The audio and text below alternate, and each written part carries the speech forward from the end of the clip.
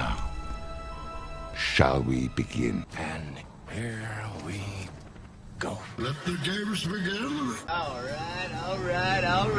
A new age has begun. An age of freedom. This is Sparta! Are you not entertained? Are you not entertained? You had my curiosity, but now you have my attention. Get to the chopper! This is going to be quite a ride.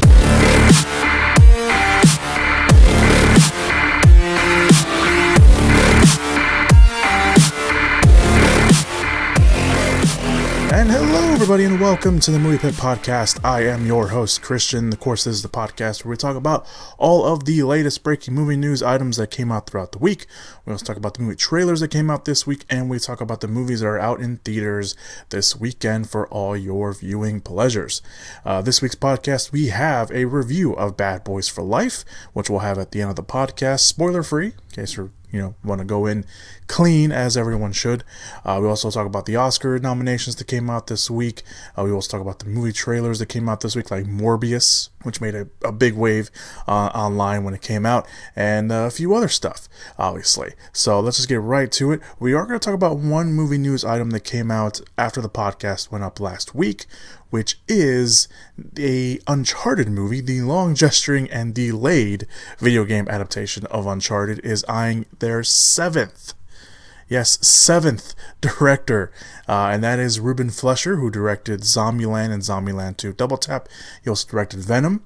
Deadline reported that Fleischer is the frontrunner to direct the movie, so he hasn't officially signed on, but he still would be the seventh director that this movie has been trying to get. Tom Holland and Mark Wahlberg are set to star in the movie. And of course, the movie will follow a young Nathan Drake, who is a treasure hunter, for those of you who don't play the video games.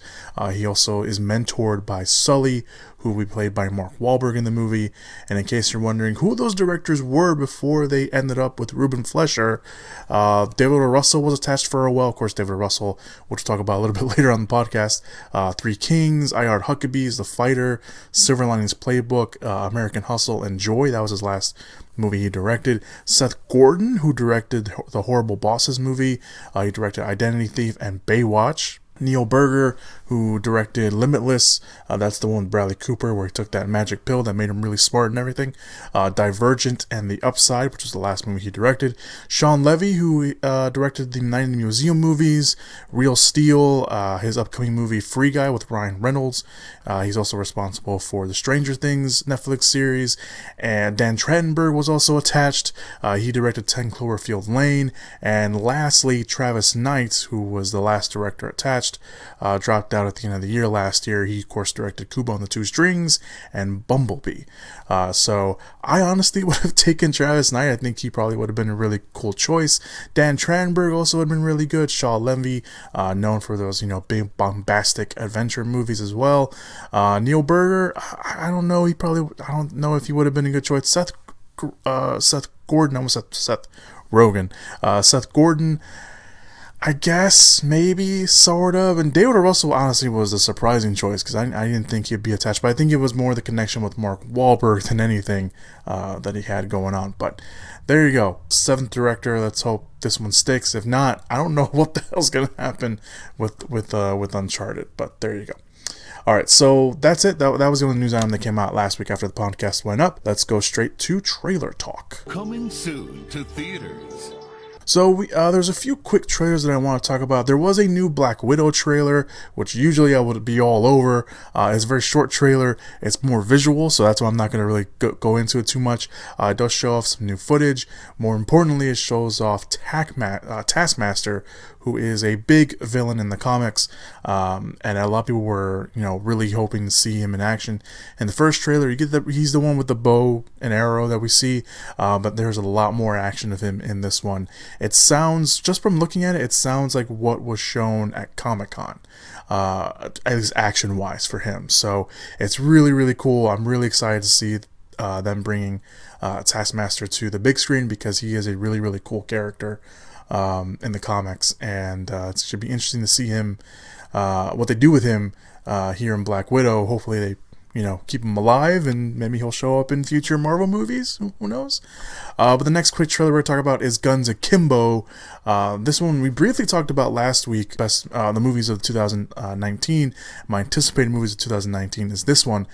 Just from the sounds of everyone at the film festivals, everyone's been saying this movie is absolutely crazy.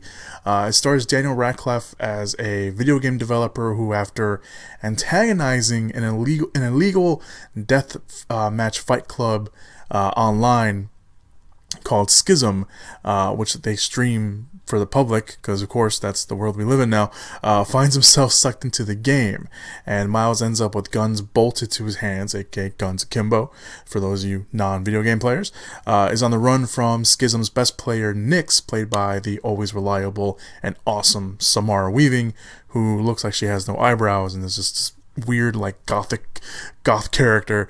It looks absolutely insane. And this one was another one I'd be all over, but it's more visual than anything, so definitely check out the trailer for Guns Akimbo. And Guns Akimbo comes out, by the way, in February, at the end of February, so we'll definitely be talking more about that once we get closer to it. But the main trailers this week is only 2. There was also a new Bloodshot trailer. It's an international trailer if you want to go see that. That's down below. I'll link that as well. But the main trailer we're going to talk about, the first one, is for the movie The Lovebirds, which is directed by the Big Sick director, Michael Showalter. The Lovebirds stars Kumail Nanjiani and Issa Rae as a couple who get drawn into a criminal conspiracy, and the only way to clear their names is to solve the mystery themselves. You are unbelievable.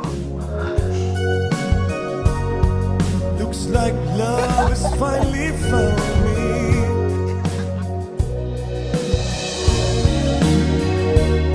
I love you. Police officer! He's a criminal! Move, move, move! I wanna know what love is. Justice! Oh my God! I want you to show me. I wanna feel.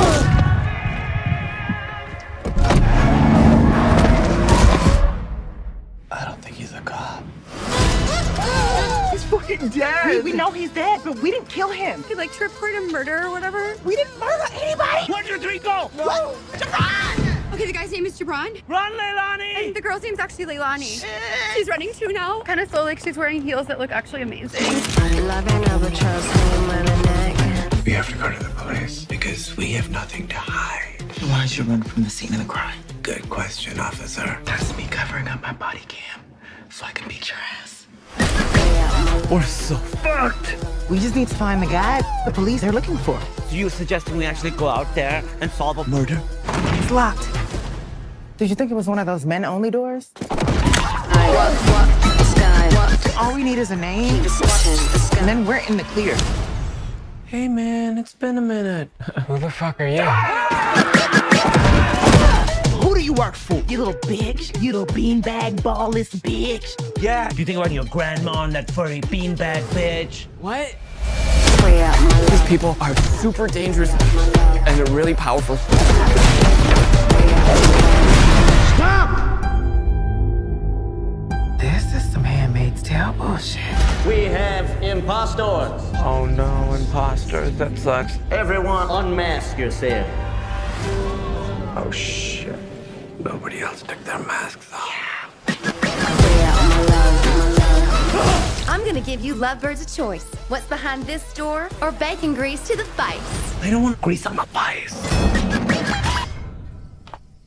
Is it gonna shit on me? Take the grease. The movie co-stars Paul Sparks and Anna Camp and opens on April 3rd. I saw this trailer, surprisingly, it was in front of Underwater. I don't know why, sometimes they do that. They put a trailer up on theaters first and they release it online. So this actually just dropped online this week, but I saw it, I don't know, maybe there was a mistake by the theater or I don't know. Anyway, the trailer is out. It looks really funny. I didn't know anything really about this movie. I like the reunion of Kumail Nanjiani and his Big Sick director, Showalter. They obviously did a very fine job with that. A great job with that, I should say. So it's really cool to see them back together in this, but doing something more different. So this looks like a straight up comedy. And it kind of starts off that way. When I saw it, I was like, okay, this is going to end the couple's gonna end up really, really bad. Like something's gonna happen and they're gonna break up, and it's this whole thing about them getting back together. But no, it's not that. It's something completely different, and I really, really enjoyed the trailer when I watched it. I laughed a lot when I saw the trailer, so I'm really hoping that that the whole movie's like that. So that's the Lovebirds. But the main trailer, and the last main trailer we're talking about is, of course, Morbius. It's the teaser trailer for Sony Pictures' Morbius that stars Jared Leto as the titular character. The movie is based on the Spider-Man villain Dr. Michael Morbius, a biochemist searching for a cure to his rare blood disease who accidentally turns himself into a vampire. Michael, I've known you since you were a child. You have a gift. You always have. If there's an answer to your disease, you'll find it.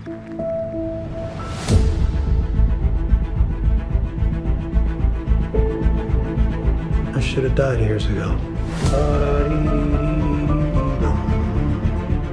Why am I still here if not to fix this? I have a rare blood disease, and I'm running out of time. This could be my last chance. You're up to something. What is it? That's not exactly legal. I want to see you get hurt more than you already have. This would be a cure.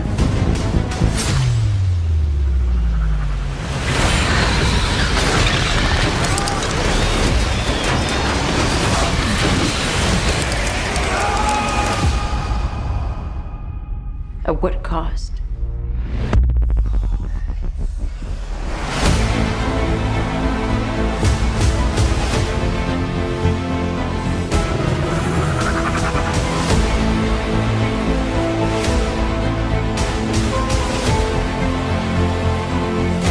Michael, what's happening? I went from dying to feeling more alive than ever. Increased strength and speed. The ability to use echolocation. And an overpowering urge to consume blood.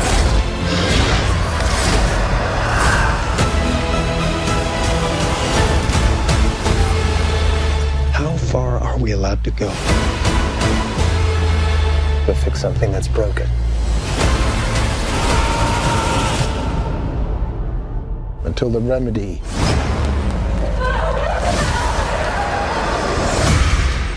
is worse than the disease.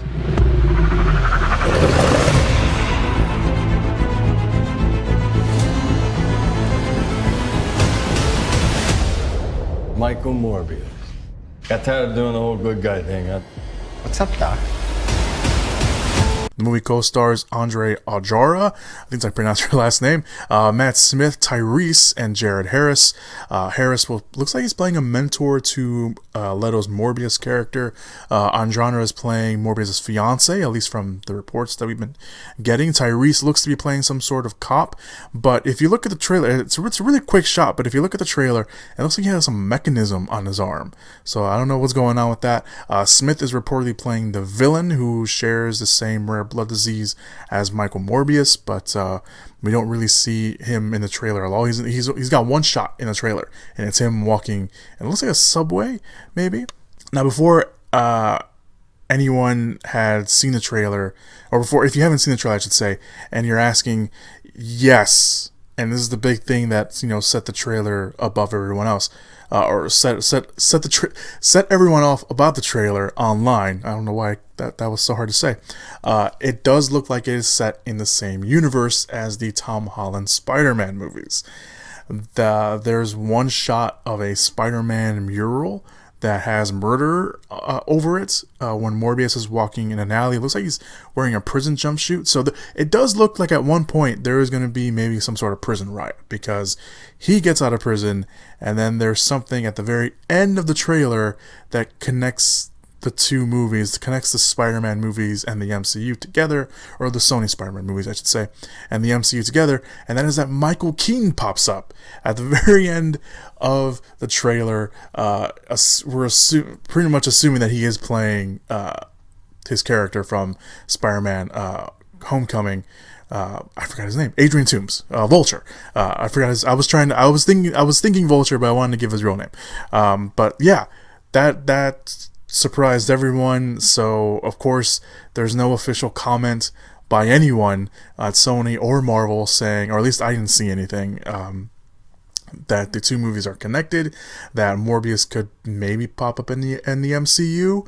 But there is, that theory that maybe the Sony Spider-Man movies will be their own thing.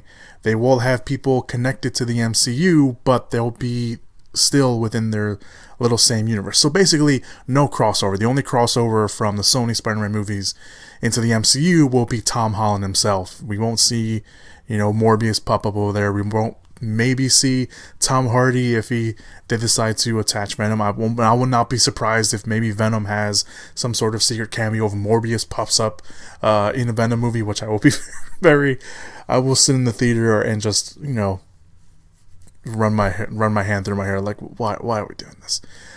So everyone is assuming, and I assume this as well, that that's gonna be Michael Keaton's only scene in Morbius.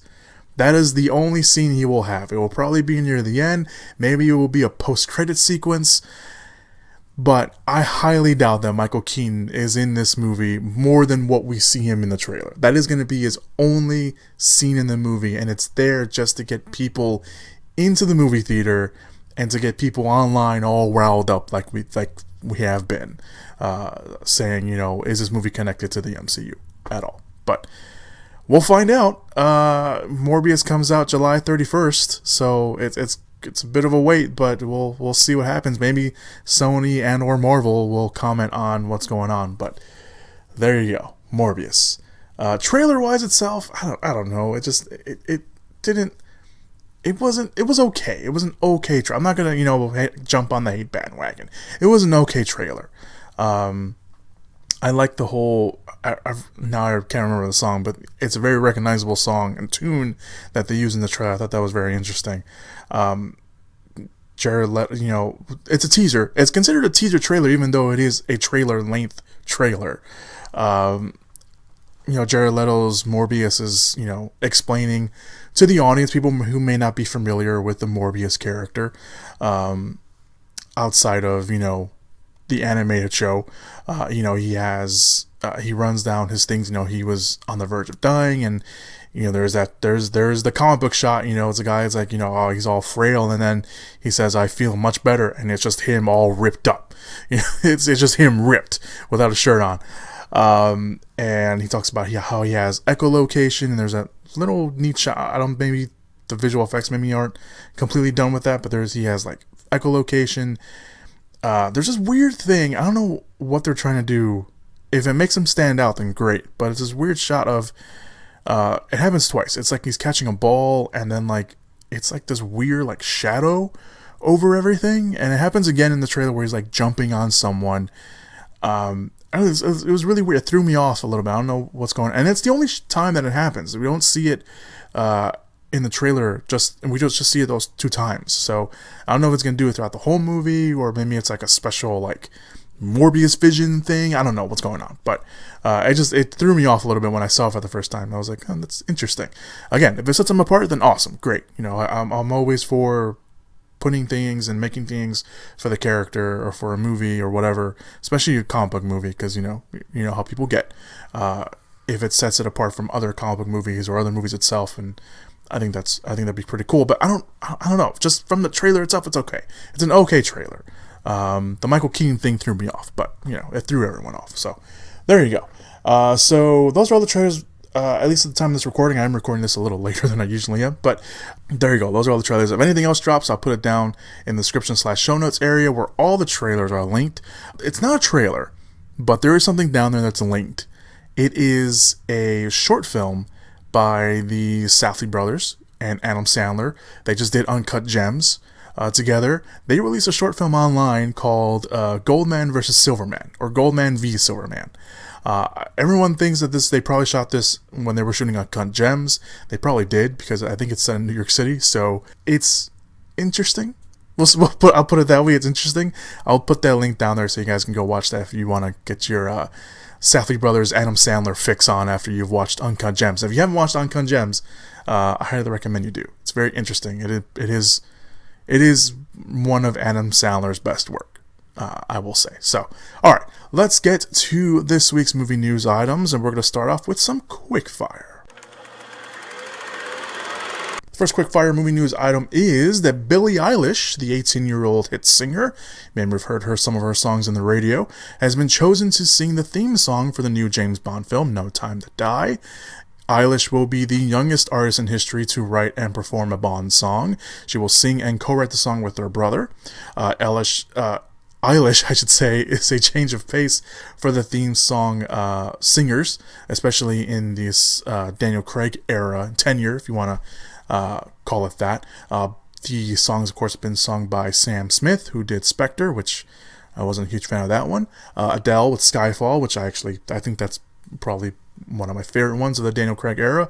Jack White and Alicia Keys did the theme song for Quantum of Solace, which some people didn't really enjoy. I haven't heard it in a while, so I can't really make a judgment. But from what I can recall, it was an okay song. It was fine. It was fine.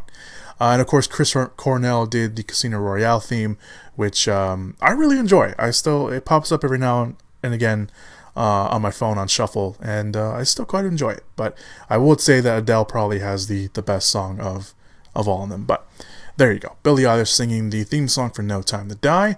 The next quickfire movie news item is the new Candyman film, produced by Jordan Peele and directed by Nia DaCosta, is reportedly bringing back a character from the first movie. The movie will reportedly not be a remake, but a sequel to the first film, or at least a spiritual sequel to the first film, but no official word yet if Tony Todd will reprise his role as the infamous Candyman. He will have a role to play in the movie, but there's no word if he's playing Candyman or he's playing some other character. So who's the character? Besides Tony Todd, the character, because Tony Todd's not a character, obviously. The character is none other than the main character from the first movie herself, Helen Lyle, I should say. Helen Lyle was played by Virginia Madsen in the first movie, but there's no word yet on if Madsen will return to play the character or if they'll recast the character. But the news comes from Bloody Disgusting, which is a big horror movie news website, and they have been pretty reliable on anything, especially on these scoops that they get every now and then. So I trust Bloody Disgusting when they say that the character of Helen Lyle will return in the new Candyman movie. So, Candyman will star Yahya Abdul-Mateen II, Tanaya Paris, and Coleman Domingo, and that opens on June 12th. They've been filming here in the Chicagoland area, which is really cool. I think I saw them film something on the street, because I'm pretty sure it was Candyman, although it's kind of hard to tell since they film all the Chicago shows here as well on NBC. So I saw them film something, which was pretty big. So I think that, but I'm pretty sure that was Candyman. But there you go, Candyman opening June 12th, like I just mentioned. And the final quickfire movie news item is that David O. Russell and Christian Bale are set to reunite after they did The Fighter and American Hustle. They are looking to reunite on a new film that has the working title of Amsterdam, which will follow an unlikely partnership between a doctor and a lawyer, and it is expected to get fast-tracked, and by that I mean they want to start filming in April, which will allow time for Bale to do this, and just in time for him to, if he does officially sign on, to do Thor, Love and Thunder.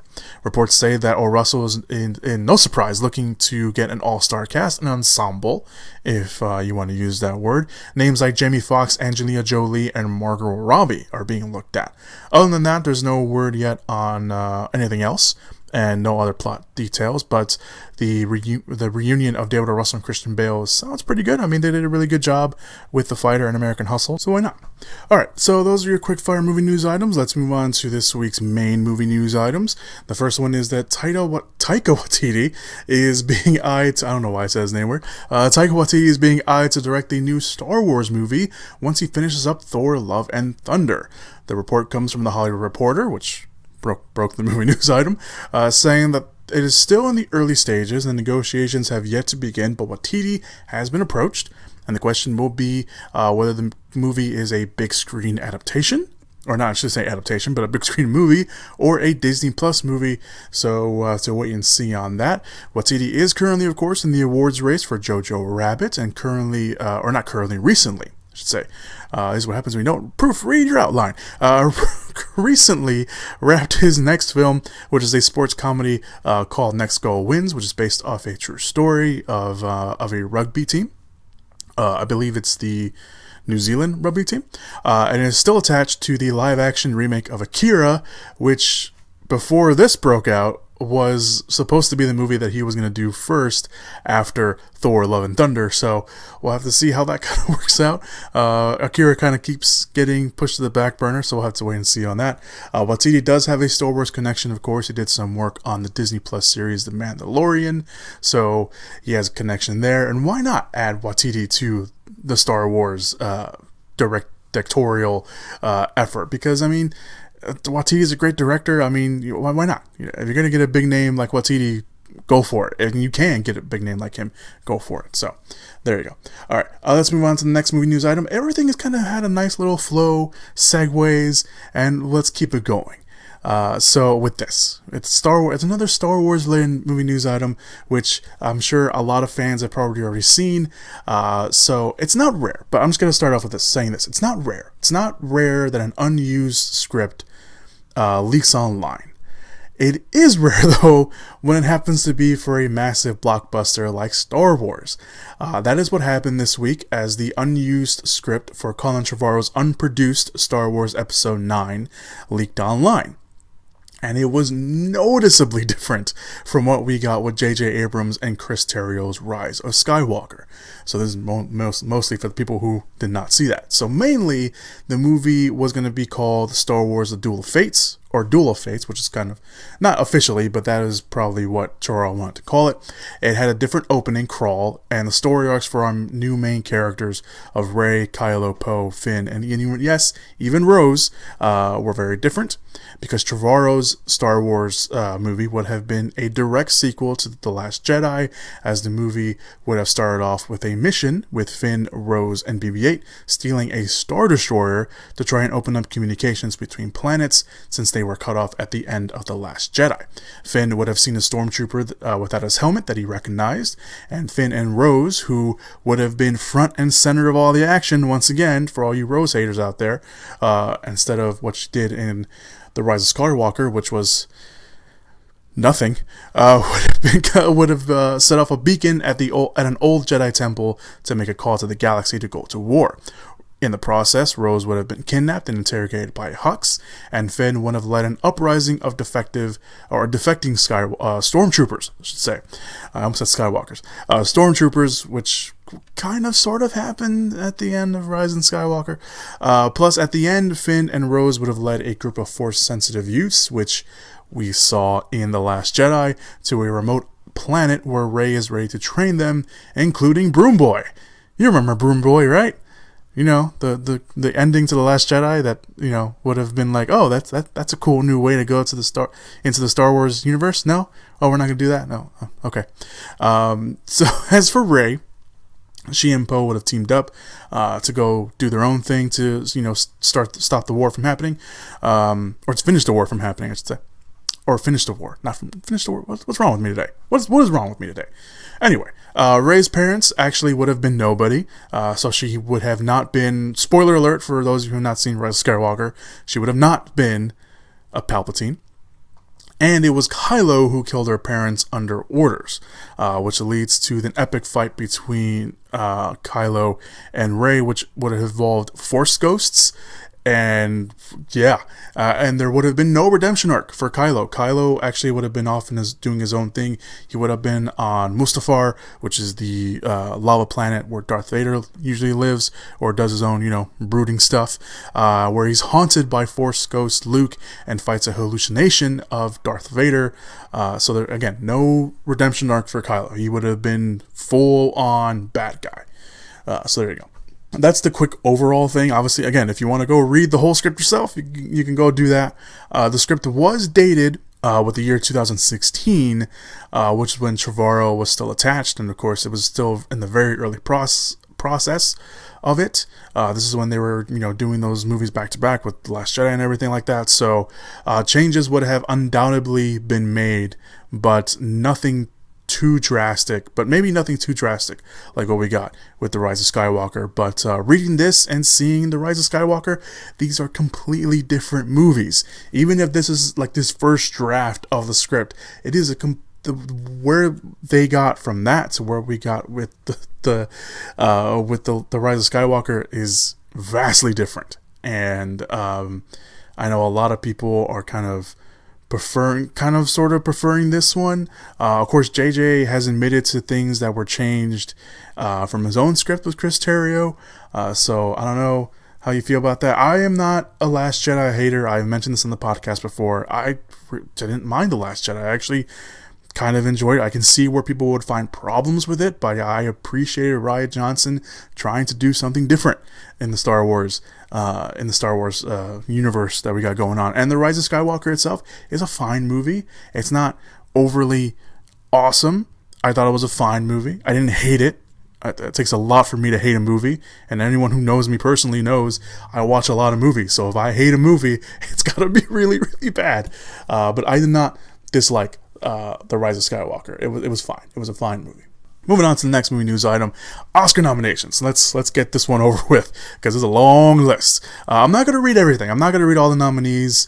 We'll do a special Oscar prediction show before the actual Oscars themselves, which is like in a few weeks. So be ready for that. But the Oscar nominations came out this week. And as always, there are things to be said about the Oscar nominations. Joker ended up with the most nominations with 11, with Once Upon a Time in Hollywood, The Irishman, and 1917 earning 10 nominations, and Little Women and Parasite scoring 6 nominations. So those are the movies with the most nominations that we have. Best Picture, the nominees are Ford v Ferrari, The Irishman, Joker, Jojo Rabbit, Little Women, Marriage Story, Once Upon a Time in Hollywood, 1917, and Parasite.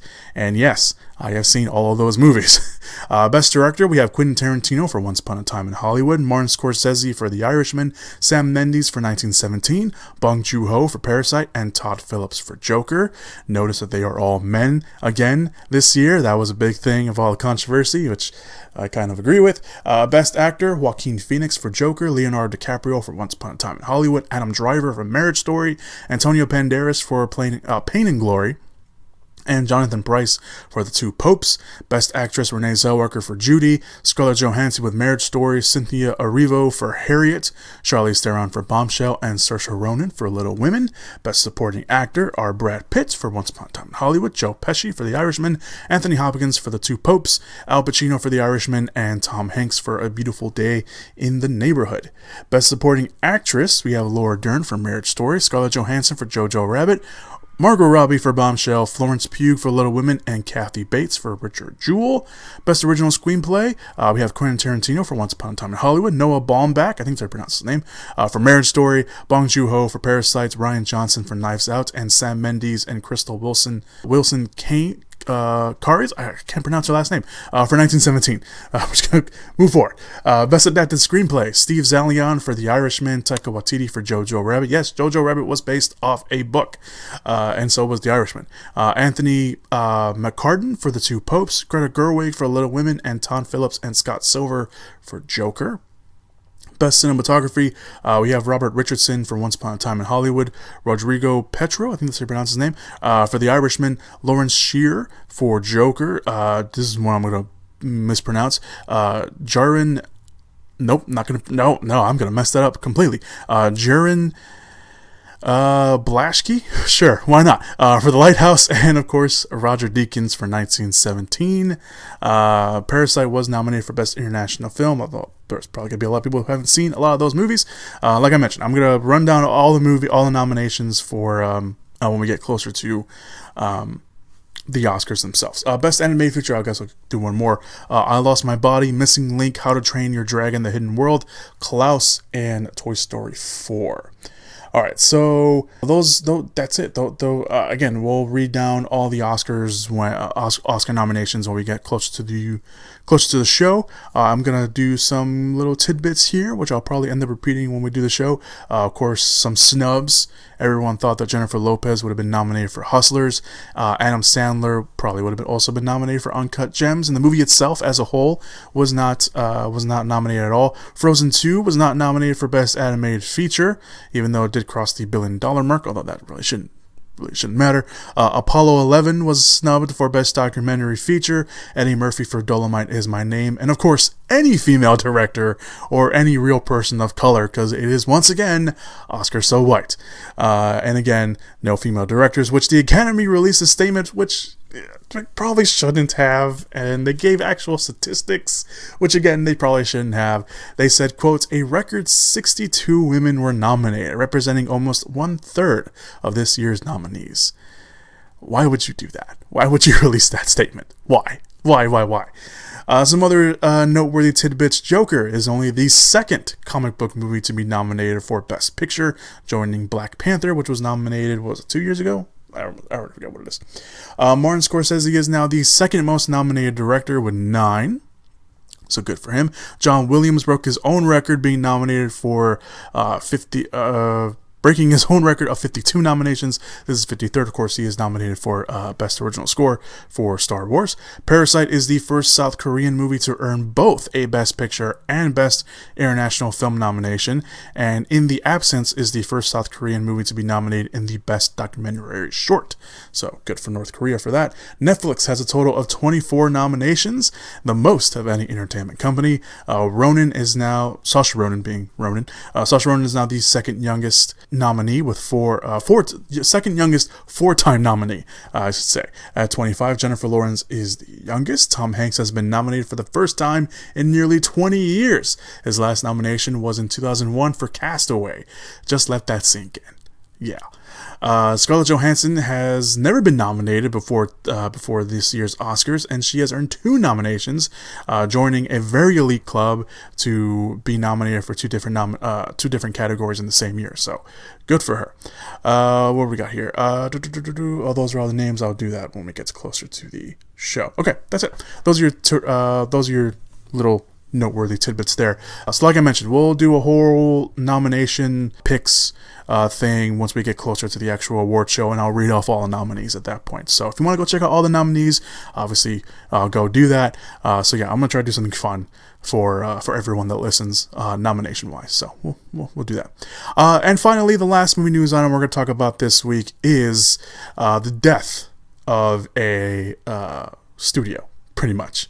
Now that the buyout is officially done, it's actually been done for a while, but it's officially now, Disney has rebranded Fox by basically removing the Fox name to 20th Century Fox and Fox Searchlight.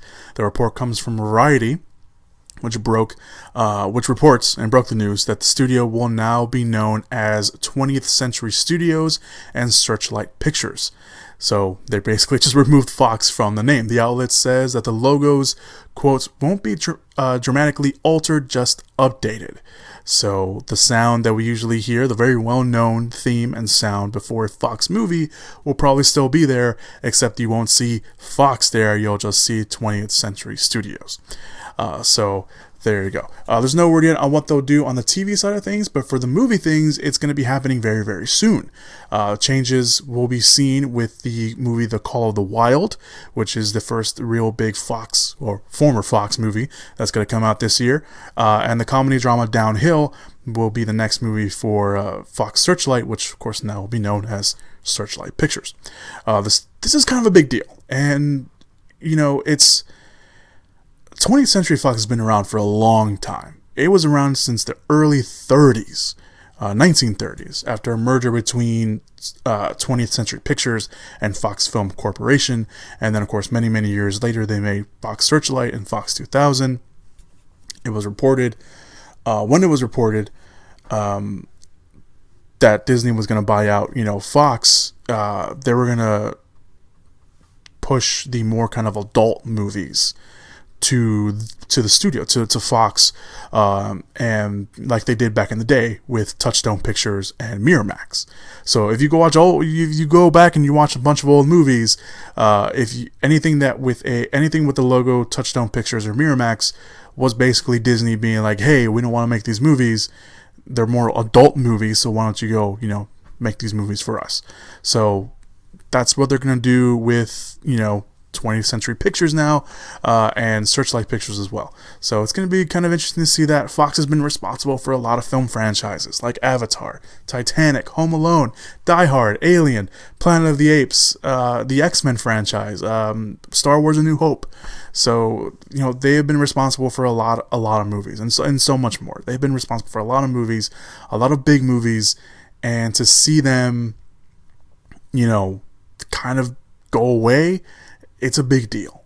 And this is the thing that everyone was worried about. Some people were worried about. Of course, everyone was like, no, we need Fantastic Four and the X-Men in the Marvel Cinematic Universe. That's all we cared about. And it's a big deal because this is a movie studio. This is a movie studio that has done a lot for the film community, that has done a lot for movies in general and for careers and stuff like that. Just put your feelings aside from when you think of Fox. You think of, you know, obviously Fox News and stuff like that. But it's really weird to kind of see. It's going to be weird to see that. It's going to be weird sitting in a movie theater knowing, hey, this was a Fox movie, and not seeing Fox on the big screen anymore. Now we're going to see, you know, 20th Century Studios, or, you know, Searchlight Pictures or stuff like that. So it's going to be really weird to see that, and it's kind of a shame. It's a big shame, not kind of a shame. It is a shame to see that happen. It's a shame for that to happen, but you know, it's the way of the land. It's the way of Hollywood. Well, Hollywood is, you know, there's no the reasoning they give the expression to Hollywood, it's the Wild West out there, is because it can happen anyway. And Disney is now just this giant monster of buying stuff up.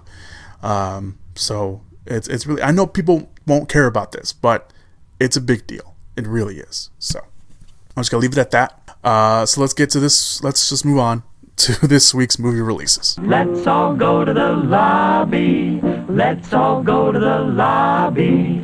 Let's all go to the lobby to get ourselves a treat. Alright, so we got two big releases coming out this week. The first one is Doolittle. Dr. Doolittle, played by Robert Downey Jr., lives in solitude behind high walls of his lush manor in 19th century England. His only companionship comes from his array of exotic animals that speaks to him on a daily basis. But when young Queen Victoria, played by Jessie Buckley, becomes gravely ill, the doctor and his furry friends embark on an epic adventure to a mythical island to find the cure. The voice cast includes Tom Holland, Rami Malek, Selena Gomez, Kumail Nanjiani, John C.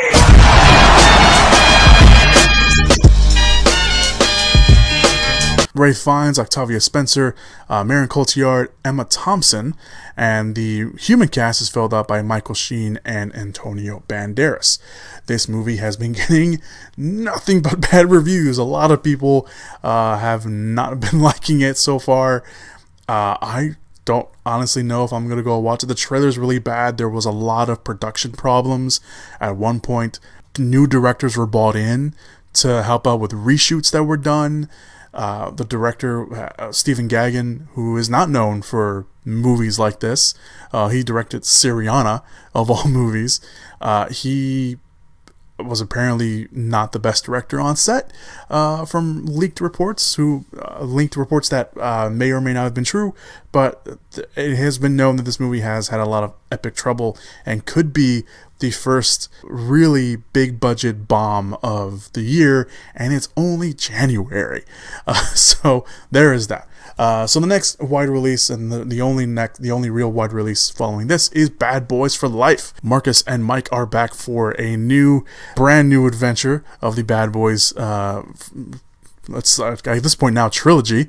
So I saw it last night, and well, first of all, before I get to that, Will Smith, of course, returns as Mike Lowry. Martin Lawrence comes back as Marcus. Vanessa Hudgens is in there. Alexandra Ludwig, Charles Melton, Paola Nunez. I don't know why her last name is so hard for me to say. Jacob Scapiro and Kate de Castillo. Also, Joe Pantoliano is also back in there. I saw it last night. And I actually this news just popped up in my little news feeder over here.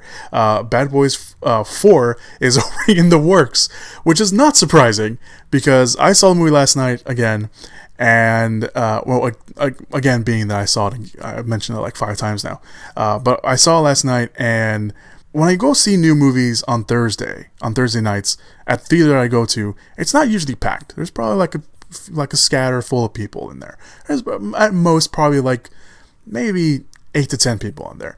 My theater last night for Bad Boys for Life was packed. It was I've never seen a movie packed before at that theater for a Thursday night showing of a new movie ever, especially a movie in January of all places.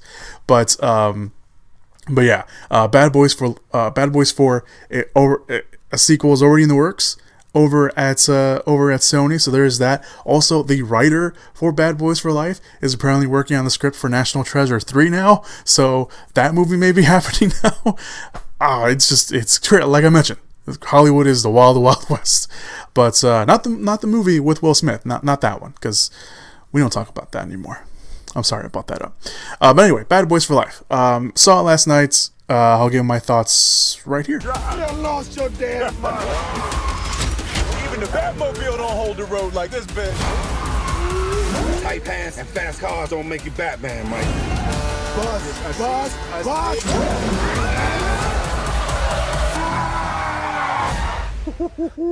Get me the fuck out of this car. Mike, we got more time behind us than in front. Man, please. I'm gonna be running down criminals till I'm 100. Not me. I'm retiring. What happened to Bad Boys for Life? It's time we be good men. It's Bad Boys for Life. Who the fuck wants to sing that song? Mike, I'm putting you on a new team. You're working with Ammo now. Cap, Ammo is a high school musical boy band with guns. You look great, Grandpa. So you're that guy. There's always one. Right up till there's not. That's what I like, teamwork. I'm the definition of half man, half drugs, master drugs, bad boy, that's what's up. Marcus, somebody's trying to kill me. Who wants to kill you? I don't trust a person that don't want to kill him. Hell, put my name up there. Thanks a lot. We got it, Marcus. We appreciate it.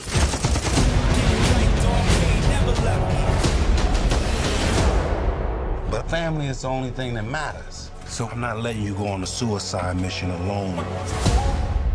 One last time. One last time. I really liked it. It was good. I'm not gonna lie. I really liked it. It was really good. It was nice being back in this little mini world for Bad Boys, and it was nice being back with Marcus and Mike. Will Smith and Martin Lawrence has not lost a step. They are tremendous together. There's a reason why these two are awesome together. There's a reason why everyone really loves the Bad Boys movies, and it is because of them. And this is no different.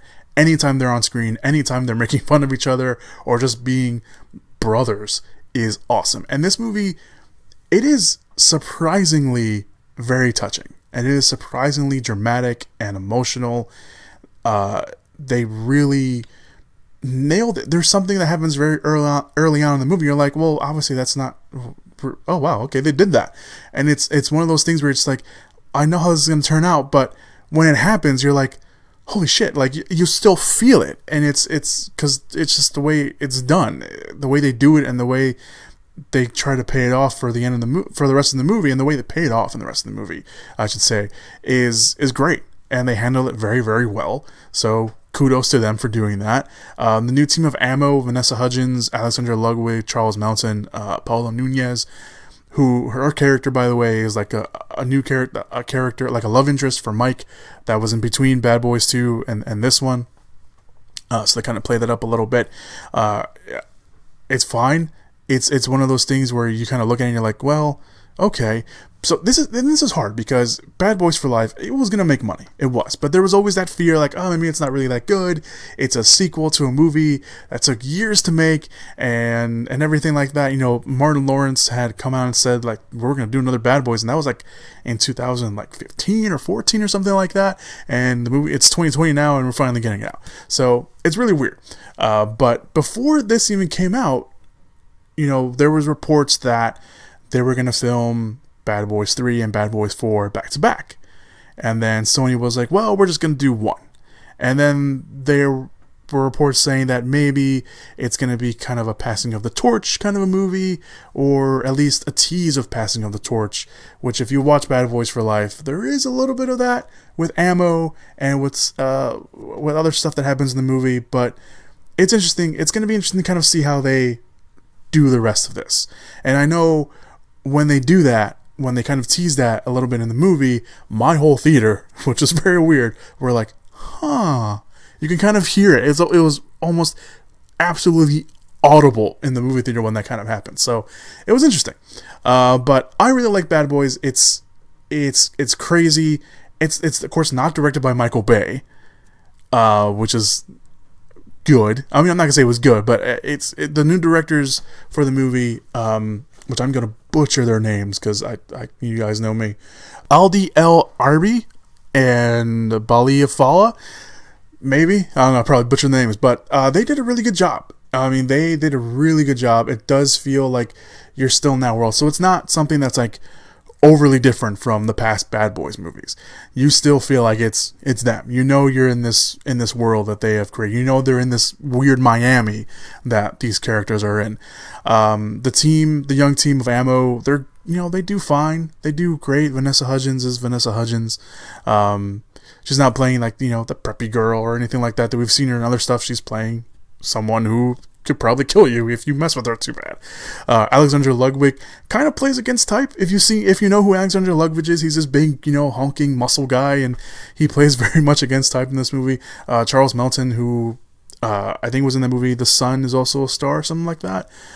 He's in here. He's fine. He kind of plays he does not the comic relief, but he's that guy. You see the trailer, he's like, oh, you're that guy, and he is that guy. But yeah, you have them in there. The villains in the movie are interesting, and that's the best word I will use to not give any spoilers away. It's an interesting thing that they do with the villains of the movie. It's something that I wasn't expecting, and I don't think anyone was expecting. And I don't want to say it's the weaker part of the movie, because it may be the weaker part of the movie, but only because it kind of happens. It's just one of those things that just happens. But I don't know. Maybe, I don't know. We'll find out. We'll see. We'll see how other people react to it. But I was like, okay. I guess I can kind of see it. But the villains are there. What else can I say about the movie without giving too many spoilers? The action's great. The action's awesome. The action's really great. It's interesting because the action of Bad Boys movies has always been pretty good, and here it gets a very big upgrade. Obviously, I mean, there's nothing gonna top them running a Humvee through a favela in a foreign country, but the action here is pretty good. There's that very that's very promoted scene of them on a bike, and that's probably the best action scene in the movie for me anyway, so that was pretty cool. But this movie, like I mentioned, it's surprisingly very emotional. It's very dramatic. Some of my favorite scenes are them being just people, and there's a great scene very early on in the movie with Will Smith and Martin Lawrence where they're not even joking. They're being very serious with one another, and that was probably my favorite scene in the whole movie, because it shows you just how much these characters have grown and how much these characters have evolved and how much they haven't evolved. So it's one of those. It's a very nice. And if you're a fan of the movies and you're a fan of the characters, that scene really gets to you. And it's very early on in the movie. It's great. There's some great callbacks. There's some great some great callbacks, some great visual stuff as well. A character comes back that I didn't think would come back at all, which got a real big laugh in the movie theater because everyone knew who the character was. So it was really cool. I can't say nothing but great things about Bad Boys for Life. It's a fun movie. I don't know if it's the best Bad Boys movie. I don't know. I probably have to watch it again to really get a good grasp of it. But I think nothing tops that first movie. I think that first movie is really, really good. Action-wise, I think still Bad Boys may take it. Bad Boys 2 may take it.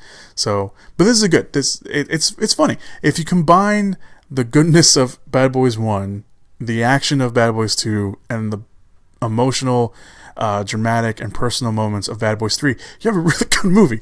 You have a great movie, but this is still a pretty good movie. I would recommend this to you guys, especially if you're an action fan, especially if you're a fan of the Bad Boys movies. This brings you back to that.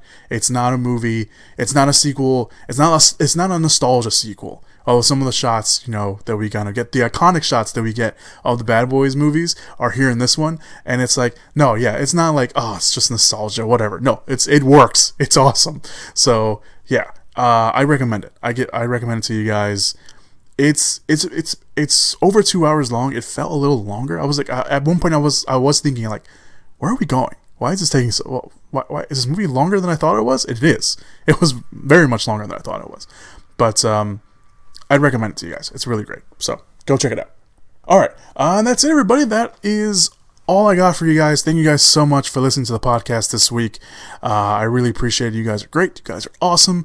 Thank you so much for listening. Go check out everything in the description/show notes areas. The links to the trailers, that short film by the Selfie Brothers and Adam Sandler, trailers, the personal Twitter account for everything, Instagram, stuff like that. I'm using the Twitter page for the podcast more often, so go give it a let go there.